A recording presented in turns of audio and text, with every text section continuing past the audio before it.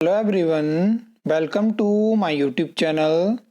इस वीडियो में हम बात करने वाले हैं हिमाचल प्रदेश कृषि विभाग में एडीओ यानी एग्रीकल्चर डेवलपमेंट ऑफिसर और एईओ यानी एग्रीकल्चर एक्सटेंशन ऑफिसर की वैकेंसी के बारे में। तो इन दोनों ही पोस्ट की मैं आपको लगातार जो है वो अपडेट देता रहता हूं। जहां पे मैंने एडीओ की वैकेंसी की अगर हम बात करें तो डिपार्टमेंट की तरफ से जानकारी दी गई थी कि हमने रिक्वेजिशन भेज दी है और पब्लिक सर्विस कमीशन ने बताया कि यहाँ पे फाइल जो है वो पुटअप कर दी गई है और जल्दी जैसे ही अप्रूवल मिलेगा तो आपको बहुत जल्दी एडवर्टाइजमेंट देखने को मिल जाएगी।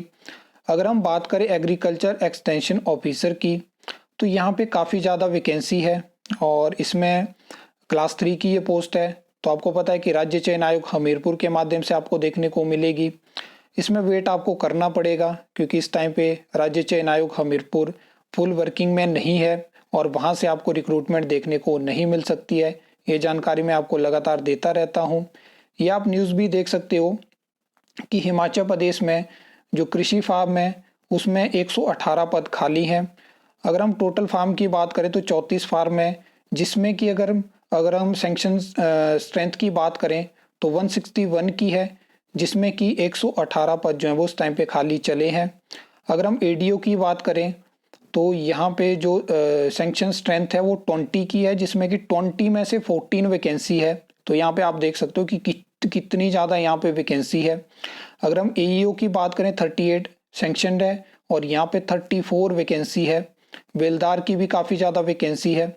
तो टाइम आ चुका है कि सरकार को अब रिक्रूटमेंट करनी होगी।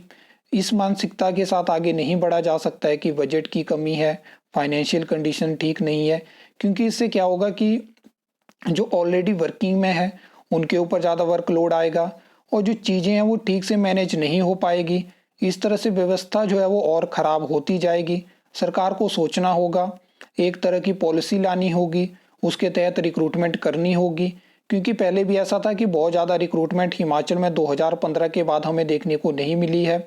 लगभग क्लास 3 की अगर हम बात करें तो 3000 से लेकर 4000 के बीच में एक साल में हमें रिक्रूटमेंट देखने को मिलती थी, जिसमें कि कुछ भर्तियां कोर्ट में जाती थी, टाइमली कंप्लीट नहीं हो पाती थी।